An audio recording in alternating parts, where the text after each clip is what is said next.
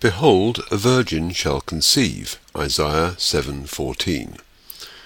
There are two things which must be said about this word alma, translated and understood to mean virgin, as in virgo intacta, by all streams of Christian tradition.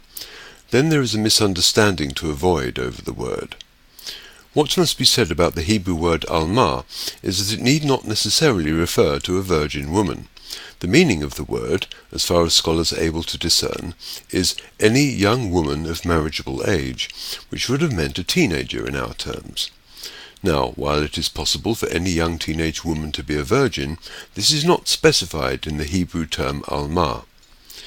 We move on to notice that in the Greek Old Testament, called the Septuagint, translated by Jewish scholars for the use of Greek-speaking Jews in about 200 BC, they did not translate the word alma here in its general meaning which we have given. This would have resulted in a word like neanis in the Greek. Instead, they translated it with parthenos, which does mean virgo intacta.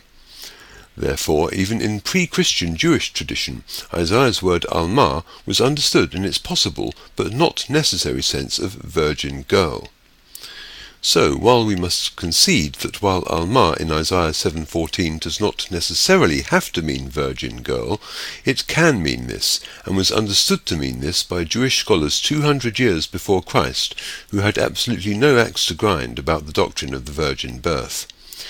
Given this remarkable fact, and the pressure against the teaching coming from some contemporary modernist quarters, it is safe and biblical for today's Christians to believe with all the saints the traditional teaching of the miraculous conception of Jesus Christ.